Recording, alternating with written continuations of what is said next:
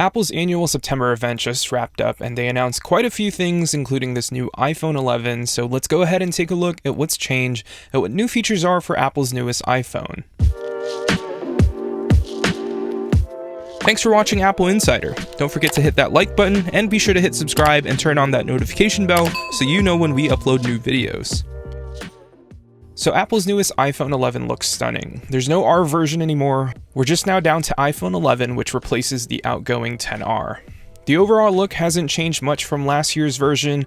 However, these new iPhones now feature a more shatter-resistant chassis, and the iPhone 11 also comes in two new colors, purple and green, which looks stunning in video but will look even better in person. There's also now two cameras instead of one. Again, this is replacing the outgoing iPhone XR, which was only equipped with one camera. Now, these cameras are all new according to Apple. Both are 12 megapixel shooters, and instead of adding a telephoto lens, Apple opted in to put an ultra-wide-angle lens alongside the standard wide lens.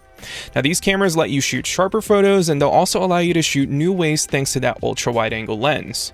There's also a new portrait option for the iPhone 11, which allows you to not only take wide-angle portraits, but you can now shoot portrait mode with pets or objects. There's also a new night mode, which happens automatically when there's not enough light in the scene. We haven't really tested it ourselves, but we're really looking forward to trying this out and keep you all posted. Now, the front-facing camera also features Slow-Fi, which is essentially slow-motion selfies up to 120 frames per second, and it can also record in 4K up to 60 frames per second. So up front, we also have the next-generation Face ID, which works faster and apparently in more angles too.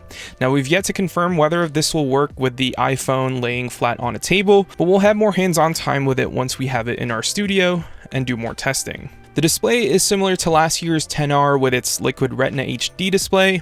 It features up to 625 nits of max brightness, which isn't as bright as the Pro's 800 nits of brightness, but it also features P3 wide color gamut, an LCD panel, and haptic touch. Now, inside though is Apple's brand new A13 Bionic processor, which is 20% faster than the A12 processor found on the XS, XR, and XS Max. Now, iPhone 11 pre-order starts this Friday the 13th at 5 a.m. Pacific Standard Time and will be available in stores on the 20th of September.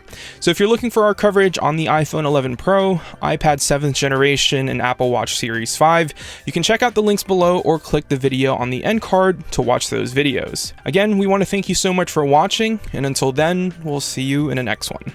Hey everyone, did you guys like that video? Be sure to click on that like button so we can create content that we know that you guys want to see.